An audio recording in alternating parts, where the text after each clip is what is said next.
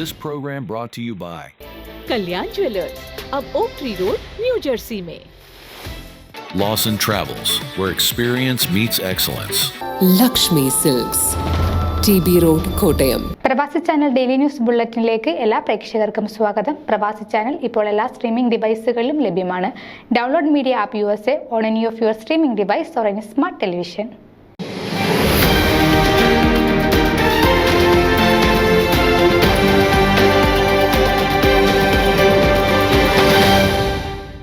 കേരള സെന്ററിന്റെ ചരിത്രം അമേരിക്കൻ മലയാളികളുടെ ചരിത്രമെന്ന് ജോസ് കാടാപ്പുറം.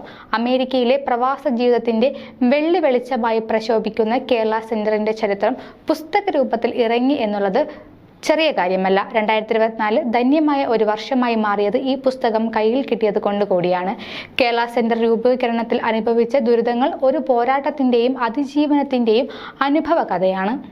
കേരള സെന്റർ രൂപീകരണത്തിൽ അനുഭവിച്ച ദുരിതങ്ങൾ ഒരു പോരാട്ടത്തിന്റെയും അതിജീവനത്തിന്റെയും അനുഭവ കഥയാണ്. നടന്ന വഴികൾ ദുരിതപൂർണമായ ഭൂതകാലത്തിൻ്റേത് ആകുമ്പോൾ പ്രസ്ഥാനമാക്കി വളർത്താൻ പോരാടിയവർക്ക് അത്ര നിസാരമല്ല ആ യാത്ര. ജോൺ എഫ് കെന്നഡി പറഞ്ഞ പോലെ, രാജ്യം നിങ്ങൾക്ക് വേണ്ടി എന്ത് ചെയ്തുവെന്ന ചോദ്യം അപ്രസക്തമാണ്. എന്നാൽ നിങ്ങൾ രാജ്യത്തിന് വേണ്ടി എന്ത് ചെയ്തുവെന്നതാണ് പ്രധാനവും. മഹനീയമായ ഈ ചോദ്യത്തിന് ഉത്തരമാണ് EM സ്റ്റീഫൻ എന്ന നാട്ടുംപുറത്തുകാരനായ അമേരിക്കൻ പ്രവാസിയുടെയും കുറച്ച് മഹത് വ്യക്തികളുടെയും അഭിമാനകരമായ കഠിനാധ്വാനത്തിന്റെ പൂർത്തീകരണമായ കേരള സെന്റർ എന്ന സ്ഥാപനം. അതിന്റെ ചരിത്രമാണ് ഈ പുസ്തകത്തിൽ. തീർച്ചയായും ഫൊക്കാനയും ഫോമയും വേൾഡ് മലയാളിയും അവയിലെ പ്രവർത്തകരും നേതാക്കളുമൊക്കെ വായിച്ചിരിക്കേണ്ട പുസ്തകം.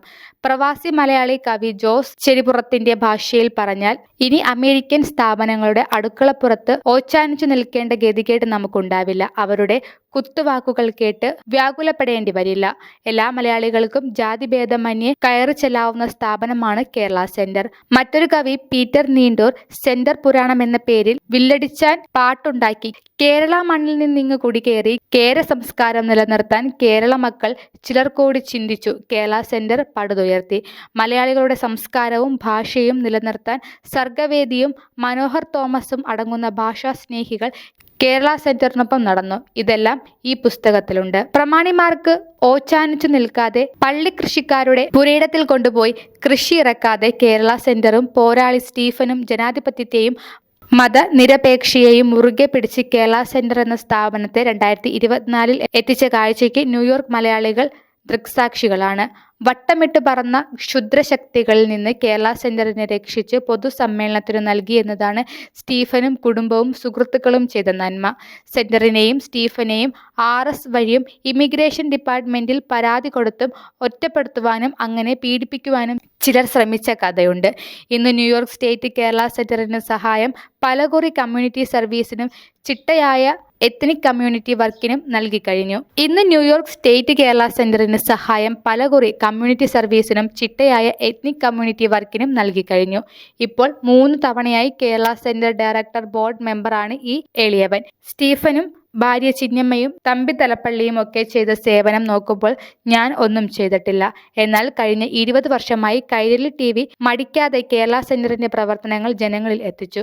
ഒരു മാധ്യമം എന്ന രീതിയിൽ ഇക്കാലയളവിൽ ചെയ്തതിനൊക്കെ കേരള സെന്ററിനെ പങ്കാളിയാക്കി. ഇതിനിടയിൽ കേരള സെന്റർ പലകുറി കേരളത്തെ സഹായിച്ചു.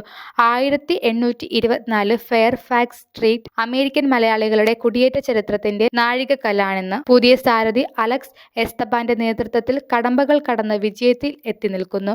എന്നാൽ കേരള സെന്ററിന്റെ പഴയ പടവുകൾ മുള്ളു നിറഞ്ഞ പാതയിലൂടെ ഇടറാതെ EM സ്റ്റീഫൻ എന്ന പഴയ പട്ടാളക്കാരൻ മഹനീയമായ ഒരു സ്ഥാപകമാക്കാൻ പൊരുതിയ ഇരട്ടച്ചെങ്കിന്റെ കഥയാണ്. പുസ്തകം എല്ലാവരും വായിക്കണം. പുസ്തകം കിട്ടാൻ കേരള സെന്ററിന്റെ ഇമെയിൽ സന്ദർശിക്കുക. ന്യൂസ് ഡെസ്ക് പ്രവാസി ചാനൽ. നിങ്ങളുടെ വാർത്തകളും വിശേഷങ്ങളും ഞങ്ങളെ അറിയിക്കാൻ മറക്കണ്ട. news@pravasichannel.com അല്ലെങ്കിൽ editor@eMalayali.com എന്ന ഇമെയിലിലേക്ക് വാർത്തകൾ അയക്കുക.